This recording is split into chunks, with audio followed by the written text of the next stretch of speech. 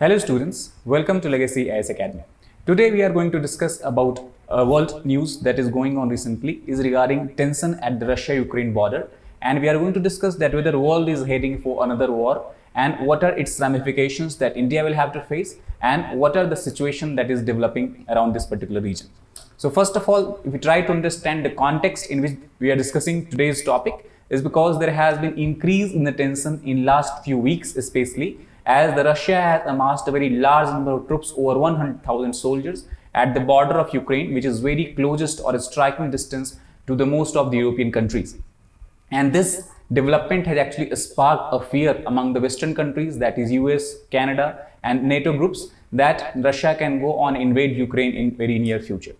And in response to that, NATO has also said on Monday that it was putting forces on standby and reinforcing Eastern Europe with more ships, that is battleships and fighter jets, especially in the Mediterranean Sea and the Black Sea. In what Russia has denounced, however, that it is the West that is trying to escalate the tension over Ukraine. Russia do not have any plan to invade the Ukraine. However, all these moves and development is a further sign that West is bracing for Russia to attack its neighbor. So let us try to understand slightly about the historical background of both the countries. So actually, if you understand about Ukraine, Ukraine has always been part of the Soviet Union, that is USSR, Union of Soviet Socialist Republic, until year 1991, when in 1991 Soviet Union disintegrated into a lot of countries. For example, we can see from this map here, the Russia was the largest country which is part of Soviet Union. Apart from that, we have Estonia, Latvia, Lithuania, Belarus, Moldova, Ukraine, and similar other countries were there. However, if you try to understand that in 2014, since 1991 up to 2014, Ukraine was ruled by a government which was pro-Russian government, who was, we can say, the stooge of Vladimir Putin, and that created all the problems. Somewhere in year 2014, the people started to protest against this corrupt government, and pro-Russian leader Viktor Yanukovych, he has to resign from the Ukrainian presidency post. However, after this resigning, Russia attacked the Crimea. Crimea is actually a port city located at the bank of, we can say, at the coast of Black Sea, and annexed it on the ethnic ground. Ethnic ground means Crimea has a lot of population who are ethnic Russians. However, they are part of the Ukrainian nationality.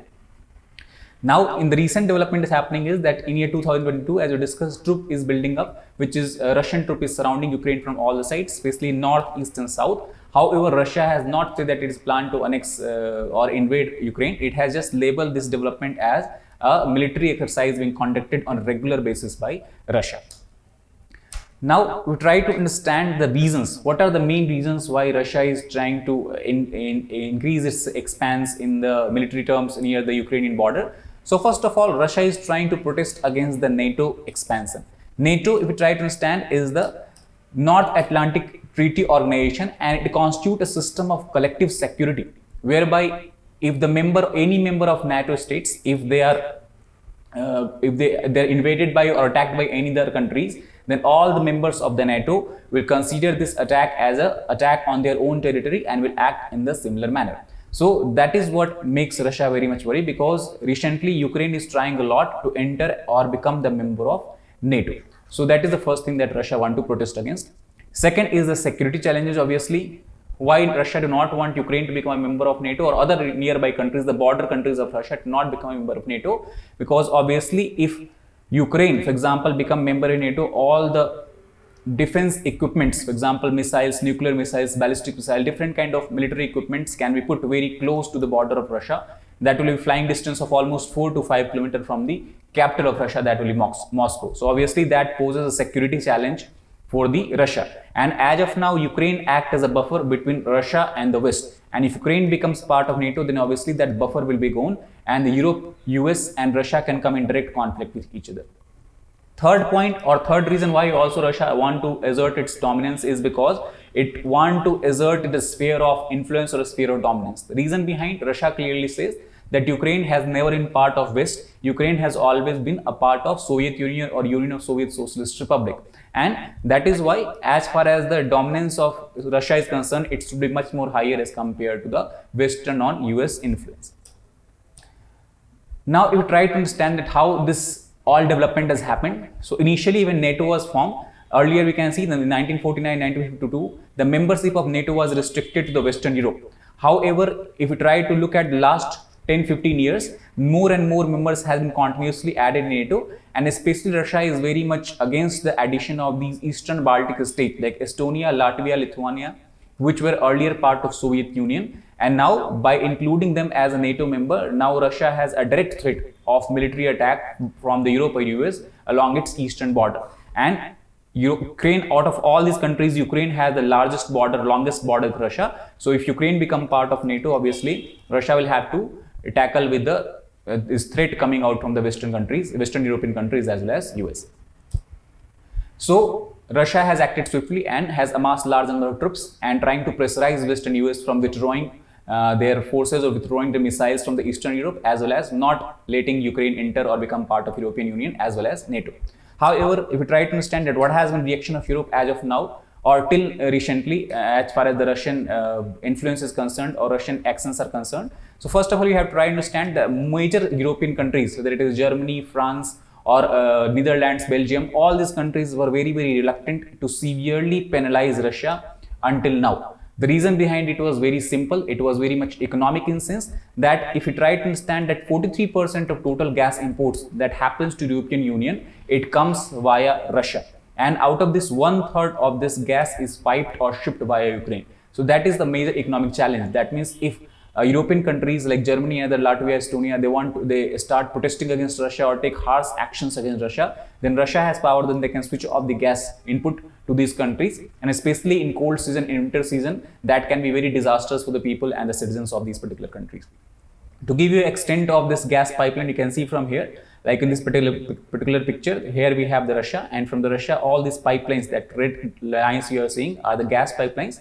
So most of them you can see passing through Ukraine, and they go to different part of European Union, including Poland, Hungary, Romania, and as well as Germany, as far as Germany.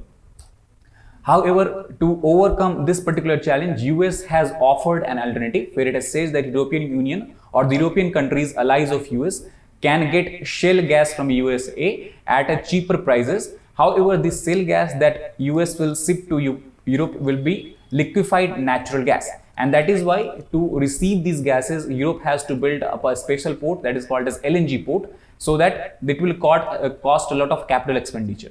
Not only that, if we try to understand, since Russia is very close by geographically and it has a very large amount of vast amount of cheap natural gas available to it, the shale gas, if European Union start to buy from USA, it will be at least 40% more expensive from what they are getting at Russia. So these are the economic limitations that do not allow European Union countries to act harshly against Russia, and that is why their these actions against Russia has been very reluctant till now.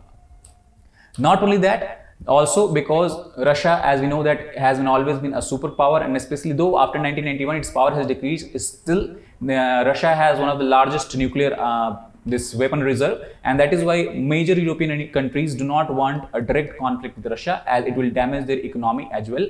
They already have been dealing since World War II and are already dealing with the refugee crisis. So that is why they don't want to avoid direct conflict with Russia. That was the second reasons.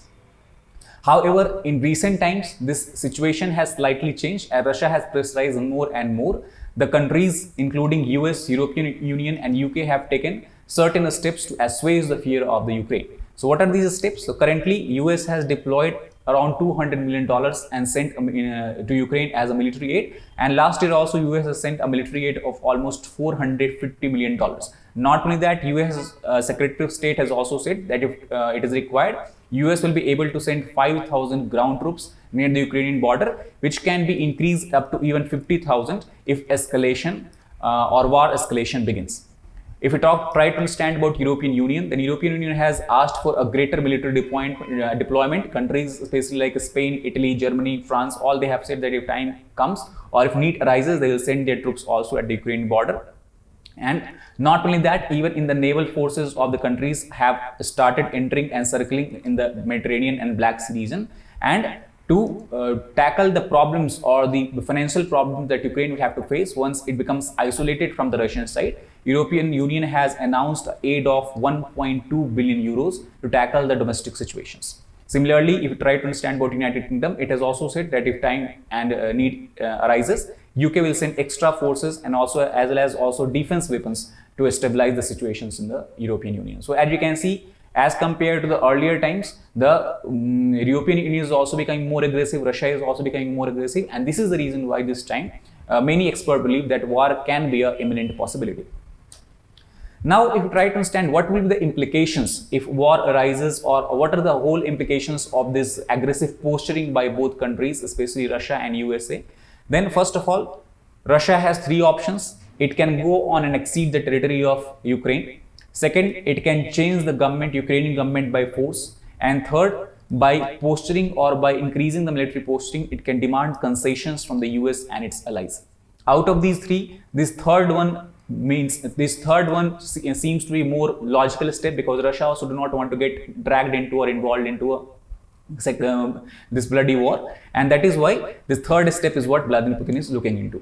As far as the US is concerned, if Russia do not pull back its troop or keep on its posture as aggressive as it is now, then US can put economic sanctions, or even if Russia start invading Ukraine or attacking Ukraine, US can put economic sanctions. However, these economic sanctions are not will not seem to have so significant impact on the Russian trade, because Russia is now diversifying its export basket and now relying heavily on China too. Second, US can directly involve in military action, which will again very difficult situation to think about. And third, US can also, as Russia is demanding concession, it can take a conciliatory approach and start to assuage the fears and concerns of Russia in the Black Sea region. So the best outcome as of now seems to be that if neither countries involved or get dragged into war and they maintain the status quo, that means Russia uphold the right to Ukrainian independence.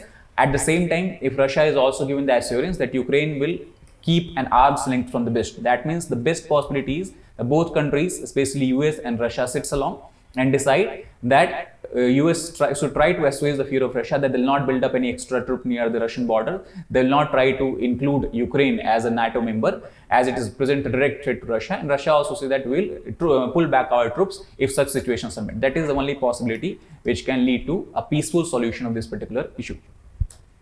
Now, obviously, we have to understand this from the India's point of view, that even if Russia and Ukraine go on to war or other powers get involved, what are the stakes for India and what India should be careful about? So first of all, if in case of war that breaks out between Ukraine and Russia, first impact will be on the Russia-China ties.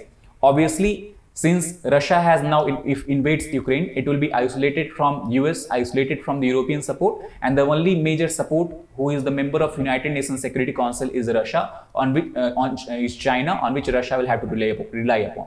Since now, if Russia and China ties becomes much more stronger, it can create a separate problem for India, because as we know that we already have a border issue with China, and in case Russia is relying heavily on China, and if China want to take advantage of this particular situation, China can assert its influence and ask Russia to stall military supplies or something like this, and they can start to wage a war on the Indian side also. So India will not have Russian support in that case, and since we heavily depend on Russian military equipment, it can be very, very disastrous for us. So that is the first thing that we have to keep in mind.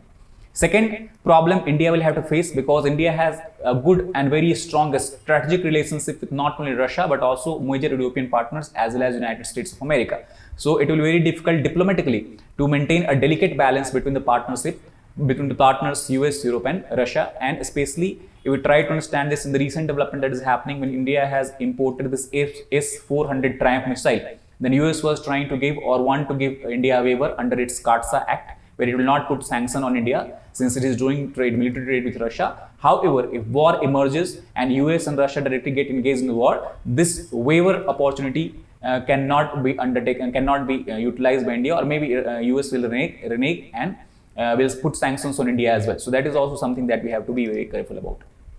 Third point, from a strategic point of view, what we have to understand is that in any war that is happening in the European region around the Ukrainian border, the focus of US and its allies will shift from Indo-Pacific back to the Atlantic. And that again can create a problem, because as you know, India is a member of Quad groups, and the whole naval might of Quad groups can shift back to the Atlantic Ocean, leaving Indian Ocean open, and China can try to again take advantage of this and try to increase the conflict opportunities with the India in both land side as well as naval sides. So that is something we have to keep in mind. So these are three major problems or three major challenges India will have to face in case any war break out between Russia, Ukraine and other countries get involved. In concluding, or in last point, what we can say is that from India's point of view, what it seems that Moscow's justification for its actions against Ukraine, like 2014 in Crimea, are very similar to those what China makes versus India. Russia says that it has right to protect the ethnic Russians in the Ukraine, and if the ethnic Russian population is higher in Ukraine, then Russia says that it has a possibility that it can go invade or even can bring it into its own sphere of influence or make it part of their own territory as well. Same thing is said by China as well about especially northeastern regions of India, where China says that we have historical claims and we have very strong ethnic linkage.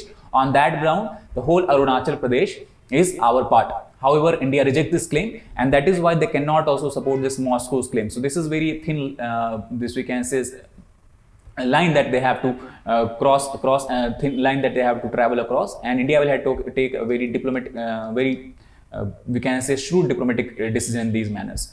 However, India will hope for a diplomatic solution and that Russia does not take military action against Ukraine, because it will be most better solution for India. Also, directly India has direct relationship with Ukraine, where almost 7,500 Indian, most of the students are there, medical students are studying there, and also India has very strong economic interlinkages, economic ties with the Ukraine as well. That will also suffer. So that is all about this particular issue, and I hope you understand this whole background of this Russian-Ukrainian tension and how things can shape up in the near future. So that's all about today. I hope you like the video. If you like, please like, share and subscribe. Thank you very much.